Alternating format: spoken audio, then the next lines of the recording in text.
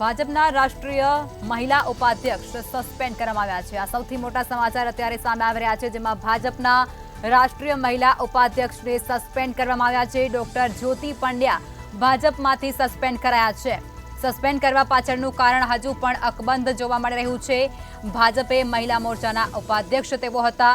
તમામ પ્રાથમિક હોદ્દાઓ પરથી અત્યારે તેઓને સસ્પેન્ડ કરી દેવામાં આવ્યા છે। ભાજપ પક્ષ તરફથી આ મહત્વનો નિર્ણય અત્યારે લેવામાં આવ્યો છે, જેની અંદર ભાજપના રાષ્ટ્રીય મહિલા ઉપાધ્યક્ષને સસ્પેન્ડ કરવામાં આવ્યા છે, જેમાં ડોક્ટર જ્યોતિ પંડ્યા ભાજપમાંથી સસ્પેન્ડ કરાયા છે। ભાજપ પક્ષ દ્વારા આ મહત્વની નિર્ણય છે તે અત્યારે લેવામાં આવ્યો છે। સસ્પેન્ડ કરવા પાછળનું કારણ હજુ પણ અકબંધ છે। કયા કારણોસર તેઓને પક્ષમાંથી સસ્પેન્ડ કરવામાં આવ્યા છે, તમામ હોદ્દાઓ પરથી હટાવવામાં આવ્યા છે, તે હજુ અકબંધ છે। કોઈ ચોક્કસ કારણ હજુ પણ પ્રકાશમાં નથી આવ્યો।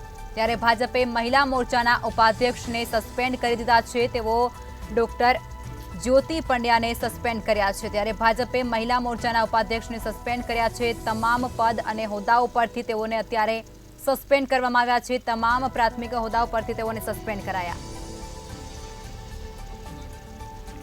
તો આજ મુદ્દે વધુ વિગતો સાથે અમારા સંવાદદાતા નિલેશ બ્રહ્મભટ્ટ ફોન લાઈન પર જોડાયા છે। આ નિલેશ, ભાજપના રાષ્ટ્રીય મહિલા ઉપાધ્યક્ષને સસ્પેન્ડ કરવામાં આવ્યા છે, શું છે માહિતી? જી લખમા, વડોદરા લોકસભાને ઉમેદવાર તરીકે રંજનબેનને રિપીટ કરાતા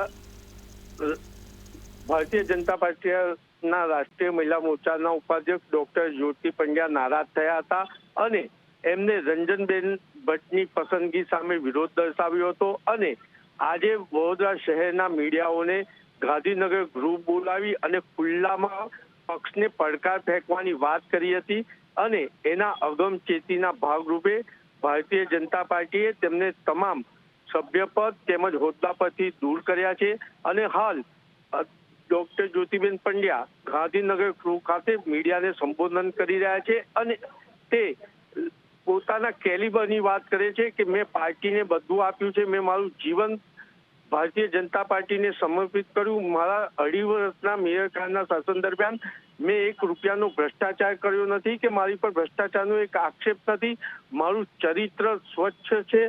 ત્યારે રંજનબેન પર પાર્ટીએ પસંદગી કેમ ઉતારી?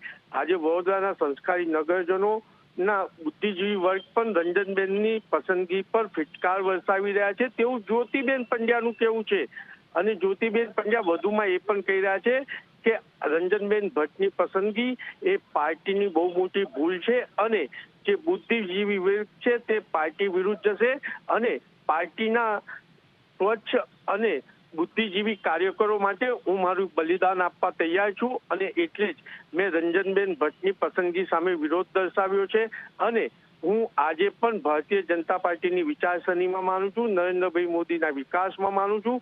ડોક્ટર જ્યોતિબેન પંડ્યાનું તેવું કેવું છે, પરંતુ ક્યાંક ને ક્યાંક તેમને લોકસભાની ટિકિટ નથી મળી, એના જ કારણે અસંતોષ કરી અને પાર્ટીની શિસ્ત વિરુદ્ધ પ્રેસ કોન્ફરન્સ બોલાવવાના અગમચેતીના ભાગરૂપે જ પાર્ટીએ તેમને પક્ષમાંથી સસ્પેન્ડ કર્યા છે। લખમા જી, ચોક્કસથી માહિતી આપવા બદલ ધન્યવાદ। ભાજપના રાષ્ટ્રીય મહિલા ઉપાધ્યક્ષને સસ્પેન્ડ કરવામાં આવ્યા છે।